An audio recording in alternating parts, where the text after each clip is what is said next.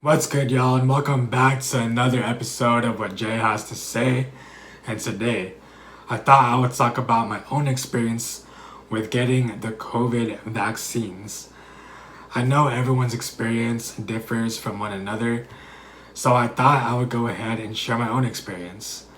Without further ado, let's get right into the video.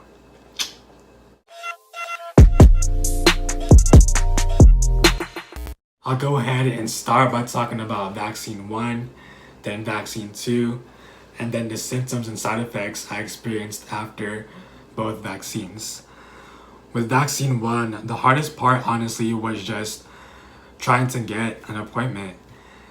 I feel at the time when I was trying to get an appointment, the supply for the vaccines was really low, while the demand for the vaccines was really high.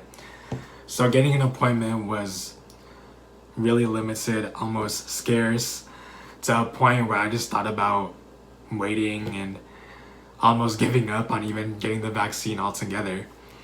However, I got my first appointment in early April, and once I got my appointment, I went in with my dad because it's one of those where you have to drive in line and they give you your vaccine while you're in your car.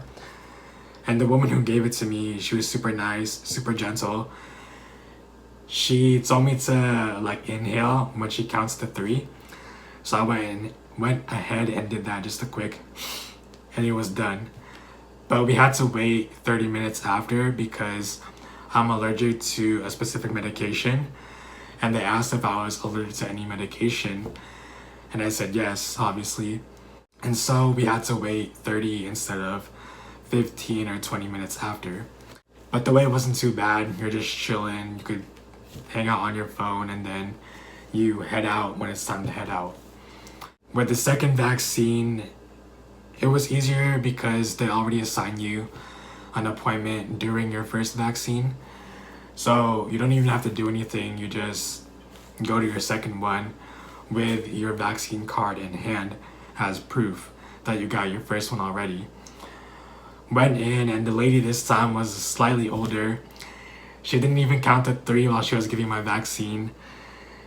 And when she was trying to put on the band-aid, she actually missed the injection point and didn't put the band-aid on the injection point. But it's whatever, I guess. It was more of a smoother wait time, I guess, process going through things.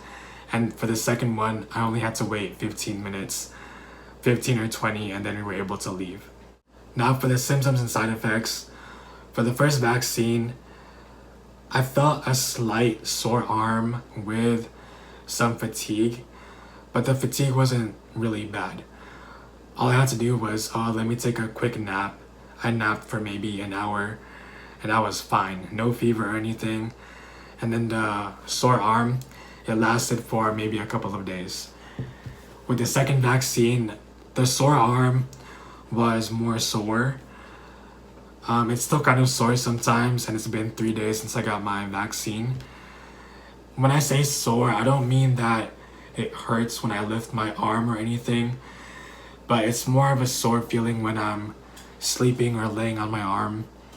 But I can still do daily tasks, I can still work out, and it's not a huge deal. I also received a slight, tiny fever with the second dose, but the fever wasn't bad. I could still do things around the house, things that I want to. I could still go out safely. Obviously, I'm wearing a mask and social distancing. But the fever, I didn't feel like I needed to be bedridden or felt like I needed to quote unquote recover. It just came and went.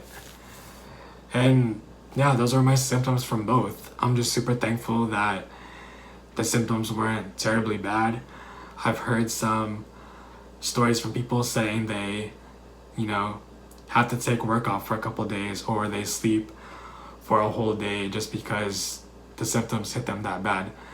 But for me, that wasn't the case. So I'm super thankful.